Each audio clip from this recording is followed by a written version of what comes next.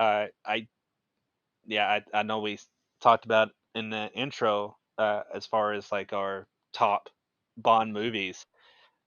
From Russia with Love has been at times my favorite Bond movie. So I think it goes without saying to a certain extent that yeah, I think it's freaking fantastic. They obviously got a lot more funding because Doctor No did well enough and proved itself well enough as a movie that they could then take off. But boy, did they ever take off. Like it's immediately apparent like we're off to the races, and it's the same director too, Terrence Young. So a lot of the characteristics that he had in Doctor No, he got to amplify to a big degree in From Russia with Love. I mean, from opening credits on through, like it has all of these, terrific touches that I don't know is puts it in this larger universe. But I, I don't know. I also like that it doesn't go complete. I mean, obviously it is fantasy, but it doesn't have that. It has a harder thriller edge than some Bond movies might. Like we're not completely in the realm of formula yet, even though it has a lot of aspects that carry through. It still feels like a North by Northwest, you know, iteration of Bond. It I find really kind of fascinating. I don't know. I just thoroughly enjoy From Russia with Love anytime I watch it. How about you, Drew? I I completely agree that it's a fantastic movie. It we were talking last before we watched them about how I always enjoyed the opening sequence, the cold open, the traditional Bond opening pre-title sequence, and that Rush. I said that From Russia with Love very early on was playing with the tropes of it. I didn't realize because it'd been so long since I had seen Doctor No that Doctor No didn't even have that sequence. It was just a Right. barrel sequence. We're off to the races, and From Russia with Love has the very first pre-title sequence, and it's that, and it's someone that looks like Bond getting murdered in an awesome kind of flip the script training sequence, setting up the threat, setting up Spectre, setting up you know Red Ford, and And a Mission Impossible mask. yeah, yes, and it's all in it. I love that if we did a list, which we might, of like top 007 intros, or the cold opens, this would be in my top three or two, maybe even my favorite, because it's fantastic. And like you said, it has an edge, a thriller edge to it, and I love that about From Russia with Love, that there is this kind of has more of a biting edge to it than a lot of the other ones, especially at the time. Well, it's worth mentioning too, like thinking about that opening credit sequence, but even well beyond that, mentioning Red, Mr. Robert Shaw, Mr. Quint, uh, or as I called him at one time, Mike Pence in this movie. Um, just because I can't. he, Once I saw it, I could not see it. But he really does. I mean, yeah, it's uncanny. Yeah. but no, like what a great character, really. Like at first he's just this hardened assassin, right? In like the best possible fantastic way, like this unstoppable force that has trained hardcore to like take down Bond. And then when you actually hear him talking and you're like, "Oh man, he's actually like a smooth talking agent as well." Like intelligent and actually considering his options. He's not just a blunt instrument. Like everything about this character, like as you see him and as he grows throughout the movie, I just think is utterly fantastic. Right down to the fight on the train. That's probably one of my favorite fights in a Bond movie as well. It's fantastic. He is a great character, like you said. For those reasons, he's a physical threat to Bond, but he's also an intellectual threat. He's very smart. He's basically the opposite of Bond, the spiritual opposite, I guess. To have that very early on in this series is great. I don't think he gets mentioned enough when people talk about the best villains or best henchmen that Bond's ever faced. As far as henchmen go, he's number one. He's the best henchman from any Bond movie. I don't care what anybody says. But as a villain, just as a villain in general, he's great. Um,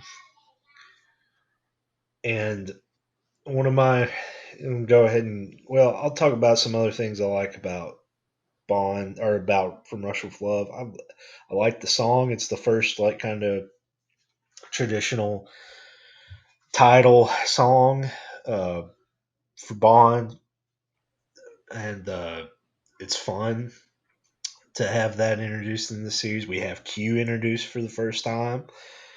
Yes, Nothing's now such a big staple of Bond, will be for some time. Yeah, and yet he's not introduced till the second movie. And yes, it's his gadgets aren't necessarily mind blowing in this, but they're practical, and it's a fun little introduction to. I think he's great in this as well, but he's not quite. This is one thing that kind of changes over the course of the films. The kind of banter that they have, and the characters kind of being sharp. It's not as much here.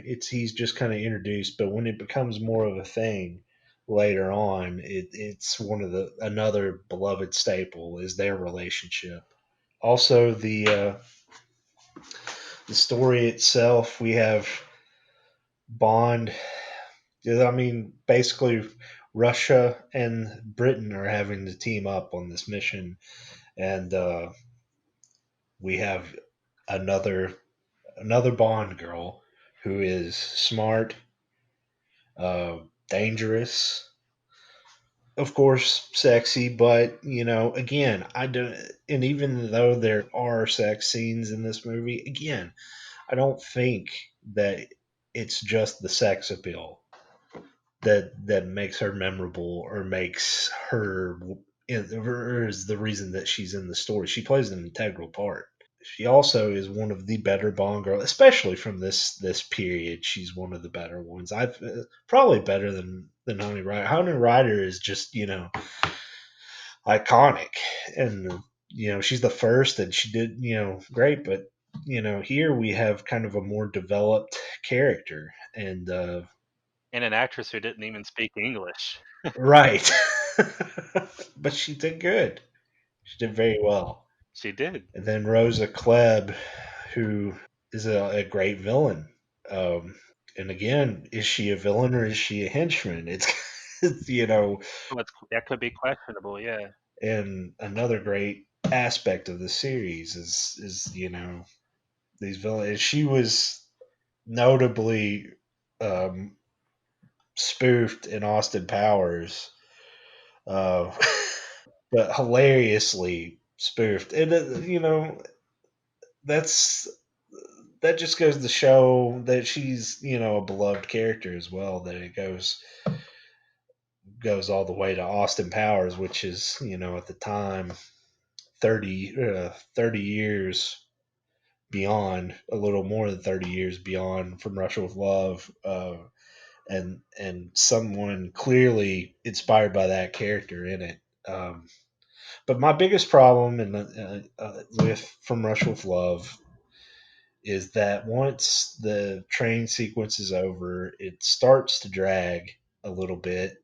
Um, Not necessarily because there's no action, because there is action, but I feel like some of the tension's gone with because Red is like a perfect, pitch perfect opponent for Bond, and he's this danger, and when he's gone, um, some of that tension leaves with him, and I feel like that the ending, which is a lot more explosive and fun than the ending of Doctor No, it's still kind of missing a little bit.